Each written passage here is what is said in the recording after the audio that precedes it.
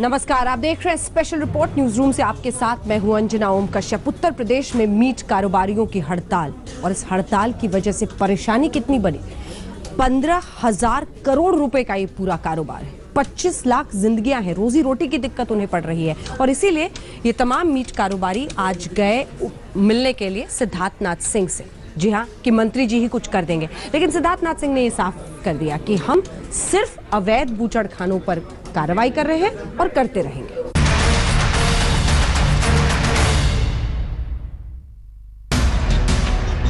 दुकानों के शटर गिरे हैं, उन पर ताले लटके हैं, बड़े बड़े हंडे भगोने खाली पड़े हैं, चूल्हा उदास पड़ा है। उत्तर प्रदेश में मांस कारोबारियों पर जैसे आफत टूट पड़ी। उत्तर प्रदेश सरकार ने अवैध बूचड़खानों पर पाबंदी लगाई है, लेकिन इस पाबंदी के साइड इफेक्ट्स के तहत छोटे कारोबारी तबाह हो रहे हैं। उनके सामने रोजी रोटी का संकट आ गया है। पेट की भूख उन्हें सड़कों पर ले आई है। कानपुर में कुली बाजार के मीट कारोबारी काली पट्टी बांधकर सड़कों पर उतर आए। यहाँ 4 स्लॉटर हाउस बंद होने के बाद करीब 300 दुकानदार बेरोजगार हो गए हैं। दुकानदारों ने लाइसेंस को रेन्यू करवाने के लिए अर्जी डाल रखी थी, लेकिन नगर निगम आंखें मूंदे रहा। नतीजा गाज छोटे कारोबारियों पर गिरी। हमारे कारोबार को बंद करके हमको बेरोजगार किया जाएगा और हमारे बच्चों को भूखा मारा जाएगा। सरकार बदल गई तो उसका हमें उपाय दे। कैसे होगा भाई? उपाय कुछ नहीं दिया, बंद कर दिया। लखनऊ की मीट की ज्यादातर दुकानें बंद हैं। टुंडे कबाब की दुकान पर ताला जड़ा हुआ है। रेस्टोरेंट में कारोबारी घाटे सहकर कारोबार कर रहे हैं। इस मार्केट में भीड़ कितनी होती थी, देखे कोई कहीं में मुर्गा लगा हुआ, कहीं मुर्गा दिखाई नहीं दे रहा, मुर्गा मिल ही नहीं रहा। तो बहुत ज्यादा फीका हुआ है, लेकिन हम लोग खुद परेशान हो जाते हैं खाने के लिए। अब हम लोग जो शाही पनीर, मटर पनीर, सब्जी इतनी आती नहीं है। हम लोग यहाँ थोड़ा बहुत अपना टेस्ट सुधारने के लिए आते हैं।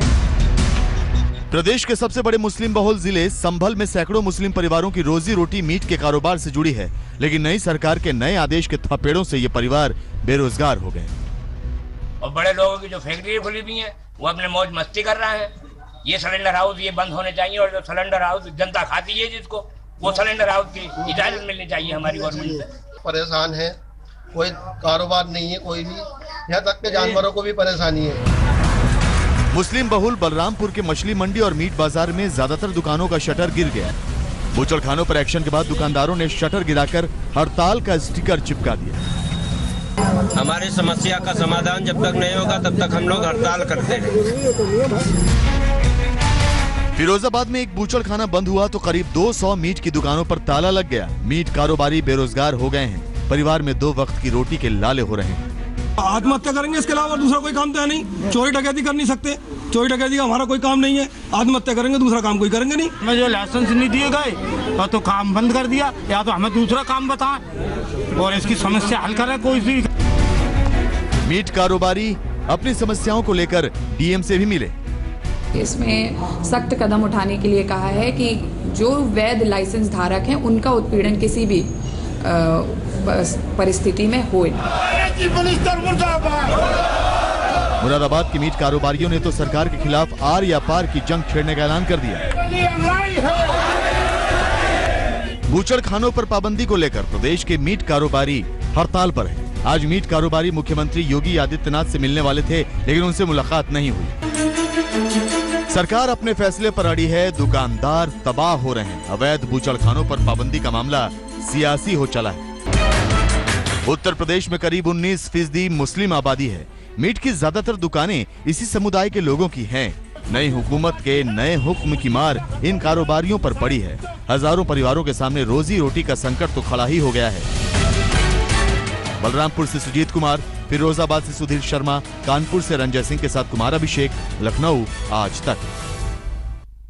बूचड़खानों पर कार्रवाई क्या हुई है, लेकिन खाने का जायका बदल गया। और खास तौर पर ऐसे वक्त पर जब घर में शादी हो, दावत हो, यहाँ पर सीख कबाब की जगह आजकल गोभी पेश किया जा रहा है, सोया चॉप पेश किया जा रहा है, मुर्ग मसल्लम की जगह पनीर खाइए।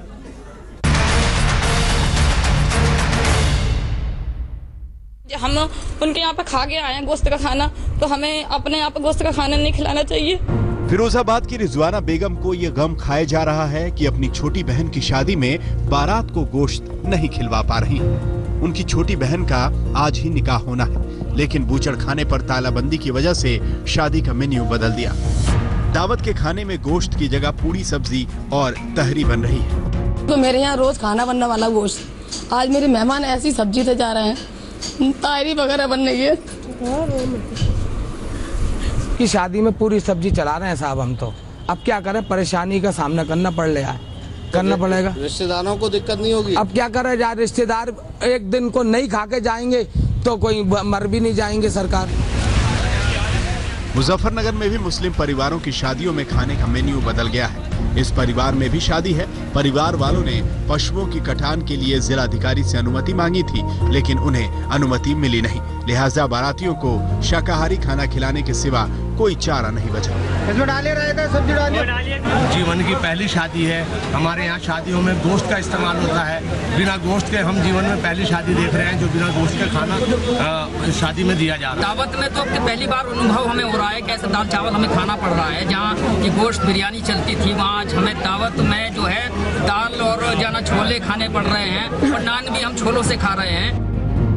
गोरखपुर में भी कई मुस्लिम परिवारों में शादियां हैं, लेकिन बूचड़खानों पर पाबंदी की वजह से बारात का खाना खराब है। भैंस के मांस की जगह अब चिकन मटन का इस्तेमाल हो रहा है। खाने की छूट होनी चाहिए और व्यापार का जो बढ़ावा वो रहना चाहिए। ये तो मांस को दबा करके इस देश का कारोबार भी ठप करने का काम कर रहे हैं। इससे अपराध पैदा होगा। नहीं, वेजिटेरियन तो रहता ही है, उसकी जगह पे चिकन का जब नहीं मिलेगा इसका क्या होगा। बिजनौर के हनीफ कुरैशी का धंधा ही मीट का है, लेकिन अपने भाई और बहन की शादी में वो गोश्त का इंतजाम नहीं कर पा रहे हैं। घर में ही भैंस काटने के लिए इन्होंने एडीएम और एसडीएम से इजाजत मांगी थी, लेकिन अफसरों ने हाथ खड़े कर लिए। व्यवस्था करी क्या, नॉन वेज खाने पे, वेज खाने पे ज्यादा डिपेंड करना पड़ रहा। अब तो क्या क्या बना है जैसे बड़ा का बनता था, अब क्या बना है? अब तो साहब वही है, छोले हो गए, पूरी हो गए, यही अटरम सटरम है, और कुछ तो नहीं है। मीट का बंद, ना मीट का बिल्कुल बंद है। थोड़ा चिकन का इंतजाम करा है। फिर वेज खाना बनवाया और चिकन बनवाया, मजबूरी थी इसलिए बनवाया। मुस्लिम परिवारों की शादियों में मांसाहारी खाने का प्रचलन है। गरीब घरों की शादियों की दावत में भैंसे का मांस खिलाना आम बात है, लेकिन जब से यूपी में योगी की सरकार आई है, मुस्लिम परिवारों की शादियों का जायका बिगड़ गया है। गोरखपुर से गजेंद्र त्रिपाठी, फिरोजाबाद से सुधीर शर्मा, बिजनौर से संजीव शर्मा के साथ संदीप सैनी, मुजफ्फरनगर, आज तक। जिंदगी का सबसे बड़ा सवाल तो लेकिन पेट का है, और इसी सवाल के सामने अब जवाब में यही आ रहा है कि कुछ लोग जो पहले मीट बेचते थे, चूरन बेच रहे हैं, कोई फल बेच रहा है, यानी जिस हाथ में गड़ासा होता था अब वहां पर केले और सेब बेचे जा रहे हैं।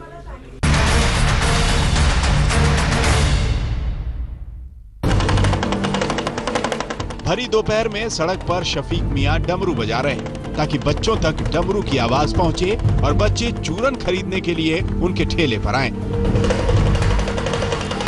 शफीक के हाथों में डमरू यूपी सरकार के नए फरमान ने थमाया है। शफीक तो मीट की दुकान चलाते थे, लेकिन कानपुर में स्लाटर हाउस बंद हुए तो मजबूरन शफीक को धंधा बदलना पड़ा। दुकान बंद करके चूरन का ठेला चलाने लगे। हमने ये ठेला निकाल लिया अपना, उसको घर में छोड़ दिया कि काम। पहले क्या करते थे? पहले मीट का काम करते थे। बागपत में भी मीट की दुकान चलाने वाले तमाम लोग अवैध बूचड़खाने बंद होने के बाद अपना कारोबार बदल चुके हैं। मांस पर छुरी फेरने वाले हाथ अब फल बेचकर गुजारा कर रहे हैं। अभी बूचड़खाना बेचे थे, अब अपना ठेले वेले लगा के अपना बच्चों का गुजारा कर रहे हैं। दशकों से जो लोग एक ही व्यवसाय में लगे थे, अचानक उनके हाथों से काम छिन गया। लेकिन जीना है तो कुछ करना ही होगा, क्योंकि पापी पेट का सवाल है। बागपत से दुष्यंत के साथ रंजय सिंह, कानपुर, आज तक। नए नवेले उत्तर प्रदेश के मुख्यमंत्री योगी आदित्यनाथ, लेकिन इनका असर तो तमाम अन्य राज्यों पर भी हो रहा है। रघुबर दास झारखंड में 72 घंटे का उन्होंने अल्टीमेटम दे दिया है ऐसे बूचड़खानों को, या तो लाइसेंस लो या फिर खुद बंद कर दो, वरना हम कार्रवाई करेंगे।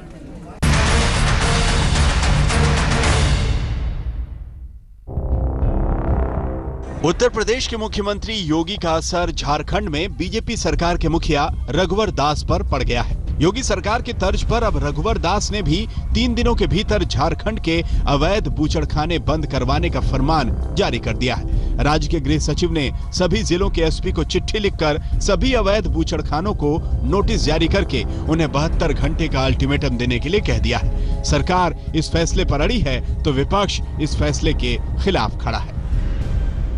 योगी आदित्यनाथ जी ने यूपी में किया तो ये स्वाभाविक रूप से कोई आरोप लगा रहा तो ये स्वाभाविक रूप से है, इसे मैं अस्वाभाविक नहीं मानता हूँ, लेकिन यह बिल्कुल राज्य सरकार का निर्णय है। और ये कही जा सकती है कि कहीं न कहीं राज्य की क्या आवश्यकता है वो महत्वपूर्ण नहीं है, आरएसएस की क्या मंशा है उसके अनुसार सरकार चल रही है। झारखंड में 245 से अधिक बूचड़खाने हैं, इनमें से ज्यादातर अवैध रूप से चल रहे हैं। अब सरकार के इस फरमान से झारखंड के मीट कारोबारियों को अपनी रोजी रोटी की फिक्र सताने लगी है।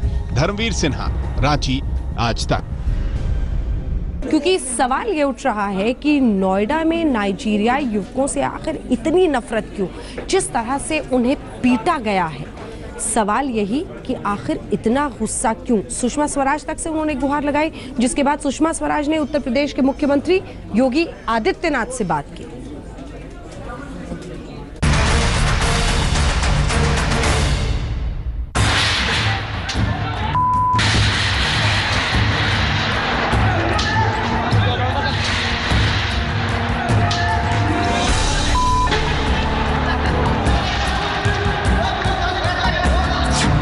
पहली तस्वीर, यह तस्वीर ग्रेटर नोएडा के अंसल प्लाजा मॉल के अंदर की है। आप देख सकते हैं कि कैसे एक नाइजीरियन मूल के शख्स को जमकर पीटा जा रहा है।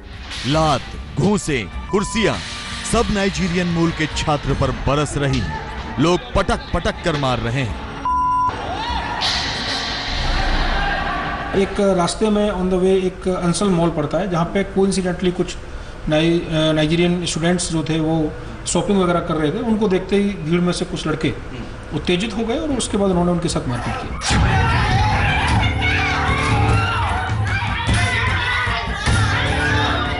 दूसरी तस्वीर, और अब यह तस्वीर भी देखिए। परी चौक से करीब 3 किलोमीटर दूर जगत फार्म में एक नाइजीरियन मूल के शख्स को घर के अंदर से निकाल कर पीटा जा रहा है। शोर शराबा और चीख पुकार मची है।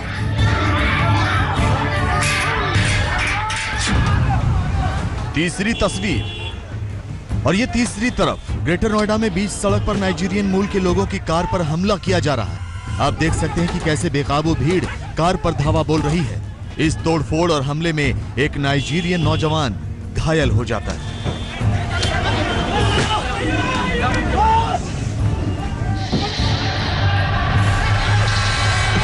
देश की राजधानी दिल्ली से सटे ग्रेटर नोएडा में कोहराम सा मचा है। गुस्साए लोगों ने नाइजीरियन मूल के लोगों पर हमला बोल दिया है। लेकिन ये सब क्यों हो रहा है? इसके पीछे की पूरी कहानी क्या है? क्यों ग्रेटर नोएडा के लोग नाइजीरियन मूल के लोगों के दुश्मन बन गए?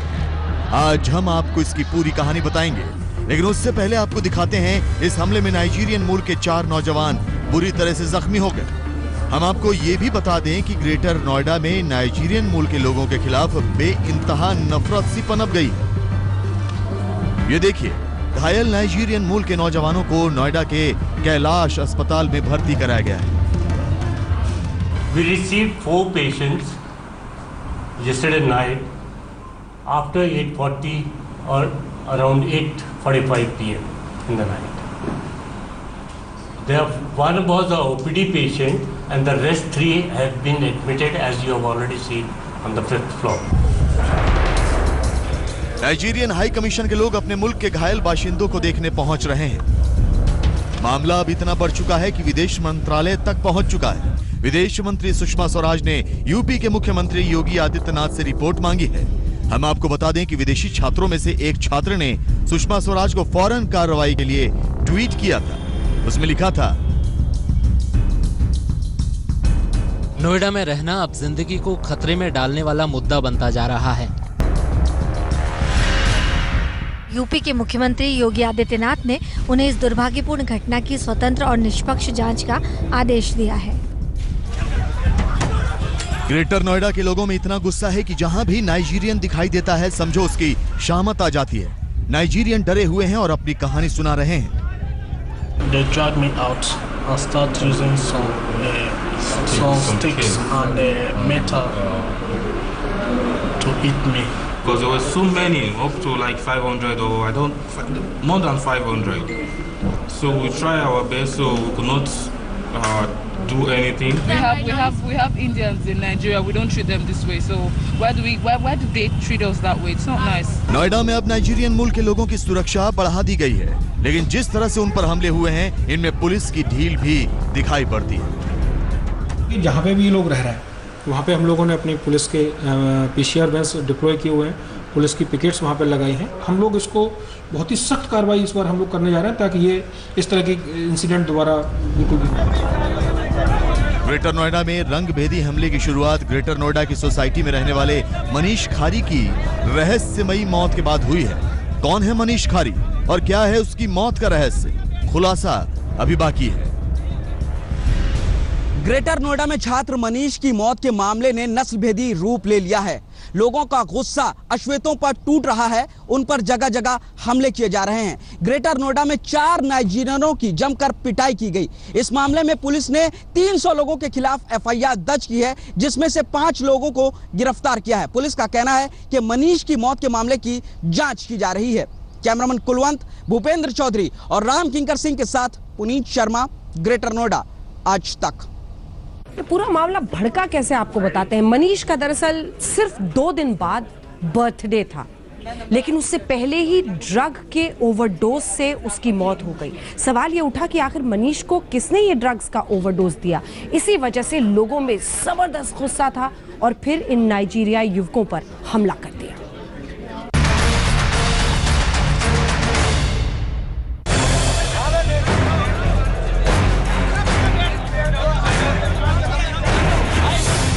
जी हाँ, इसी कैंडल मार्च के बाद ग्रेटर नोएडा में नाइजीरियन मूल के छात्रों के खिलाफ नफरत की चिंगारी फूटी। फिर तो जहां मॉल से लेकर सड़क तक और सड़क से कॉलोनी तक, जहां कहीं भी नाइजीरियन मूल के लोग मिले, लोगों ने अपना गुस्सा उतारना शुरू किया।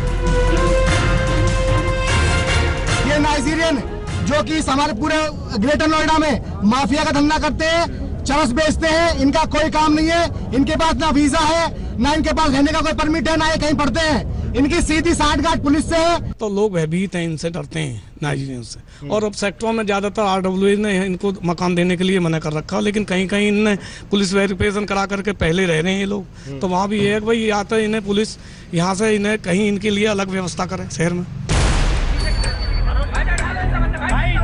हम आपको बता दें कि ग्रेटर नोएडा में ये कैंडल मार्च मनीष खारी नाम के लड़के की मौत के बाद निकाला गया और इस मार्च में मनीष खारी को इंसाफ दिलाने के लिए नाइजीरियन मूल के लोगों के खिलाफ विरोध प्रदर्शन किया गया। यहाँ के रहने वाले किरण पाल सिंह के बेटे मनीष खारी की एक रहस्यमयी हालत में मौत हो जाती है। मनीष खारी कहीं बाहर से जब घर लौटा तो उसे खून की उल्टियां होने लगी। इससे पहले कि डॉक्टर उसका इलाज कर पाते, उसकी जान चली गई। 24 तारीख को ये बच्चा गायब हुआ था, जो मनीष है, आपका कासना थाने का में ये रहता है, एनएलसी सोसाइटी में। और सुबह जब ये वापस आया अपने आप से, रात भर पुलिस इनके परिजन ढूंढते रहे, तो फ्री हॉस्पिटल में एडमिट हुआ। इनके परिजनों का ये कहना है कि इनके फ्लैट के पास में ही, पड़ोस में, कुछ जो नाइजीरियन स्टूडेंट्स रहते हैं, उन्होंने ही इनको ड्रग दिया और ड्रग की ओवरडोज की वजह से डेथ हुई। हालांकि पोस्टमार्टम रिपोर्ट में, जो कि एक फाइनल कंक्लूसिव एविडेंस है पुलिस के पास में, अभी तक उसमें जो आया है cause of death is not certain और बिस्रा प्रिजर्व। सोसाइटी वालों का आरोप है कि पड़ोस में रहने वाले नाइजीरियन लोग मनीष को अगवा करके ले गए और ड्रग्स देकर उसकी हत्या कर दी। बाद में मेडिकल जांच से यह भी पता चला कि मनीष की मौत ड्रग्स के ओवरडोज से हुई। 12वीं के छात्र मनीष खारी की मौत कैसे हुई, ये अभी भी सवाल बना हुआ है। पोस्टमार्टम रिपोर्ट में इस तरफ इशारा मिलता है कि उसकी मौत ड्रग्स के ओवरडोज की वजह से हुई। हालांकि क्लियर रीजन न होने की वजह से विसरा रिपोर्ट को भेजा गया है। उसके बाद ही साफ हो पाएगा आखिर मौत की असल वजह क्या है। लोगों का कहना था कि उन्होंने इस सिलसिले में पुलिस से शिकायत की, लेकिन पुलिस ने नाइजीरियाई मूल के गुनहगारों पर कार्रवाई के बदले उन्हें ऐसे ही छोड़ दिया। और इसी के बाद लोगों का गुस्सा ग्रेटर नोएडा में रह रहे नाइजीरियन मूल के लोगों पर उतरना शुरू हो गया। भूपेंद्र चौधरी और रामकिंकर सिंह के साथ पुनीत शर्मा, ग्रेटर नोएडा, आज तक। अब रुख अगली खबर का करते हैं। आज तक की खबर का असर आपको बताते हैं। हमने नकल के नटवर लालों पर पूरी रिपोर्ट आपको बीते दिन दिखाई थी। पूरा का पूरा खेल देश के सामने रख दिया। अब जाकर जागी है सरकार। व्हाट्सएप का एक नंबर जारी किया गया है। अगर नकल पर कोई भी कंप्लेंट हो तो यहाँ कीजिए। और सरकार ने कहा है कि हर मुमकिन कोशिश होगी इसे बंद करने की।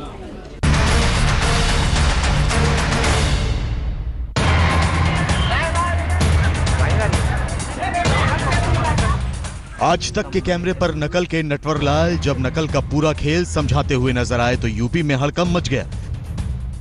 आज तक ने स्टिंग ऑपरेशन में भी ये खुलासा किया कि कैसे यूपी में नकल का खुला खेल फर्रुखाबादी चल रहा है और पैसे लेकर पास कराने का धंधा नकल माफिया चला रहे हैं। आज तक ने जहां जहां खुल्लम खुल्ला नकल चल रही है उसकी सारी पोल खोल कर रख दी। ये नकल किसी भी तरह से स्वीकार्य नहीं है, कोई भी कहीं भी हो, और इसलिए ये हमें जो ठीक करना है स्थिति को, मुझे पक्का विश्वास है हम उन राज्य सरकारों से बातचीत करेंगे और रास्ता ढूंढेंगे। जी हां, आज तक के स्टिंग ऑपरेशन ने केंद्र से लेकर यूपी की नई सरकार को भी झकझोर कर रख दिया और नतीजा ये हुआ कि यूपी के डिप्टी सीएम दिनेश शर्मा ने लखनऊ में मीटिंग बुलवाई और नकल माफिया के खिलाफ सख्त कार्रवाई के आदेश दिए। जानकारी के मुताबिक सभी जिलाधिकारियों और जिला प्रशासन को नकल रोकने के निर्देश दिए गए हैं। सभी को कहा गया है कि परीक्षा सेंटर के 100 से 200 मीटर तक लोगों को जमा न होने दें। नकल करने वालों को दंड मिले और नकल माफिया को प्रश्रय न मिल पाए। किसी भी पार्टी का कोई भी शख्स इसमें शामिल होगा तो उसे भी सजा मिलेगी। कुछ एग्जाम सेंटर बदले जाएंगे तो साथ ही सरकार ने नकल रोकने के लिए हेल्पलाइन नंबर जारी किया। जहाँ जहाँ शिकायत आएगी नकल बर्दाश्त नहीं होगी। जो भी होगा इसमें किसी पार्टी का और किसी संप्रदाय जाति का मतलब नहीं है, क्षेत्र का मतलब है। जो दोषी होगा दंडित होगा। यानी यूपी में अब नकल करने और नकल कराने वालों दोनों की खैर नहीं। अब योगी सरकार के लिए एक और चुनौती है और वो है प्रदेश में नकल रोकना, जो यूपी की शिक्षा व्यवस्था को दीमक की तरह खोखला कर रहा है। आज तक ब्यूरो। इसी के साथ स्पेशल रिपोर्ट में न्यूज रूम से इतना ही, लेकिन देश दुनिया की बाकी खबरों के लिए आप देखते रहिए आज तक।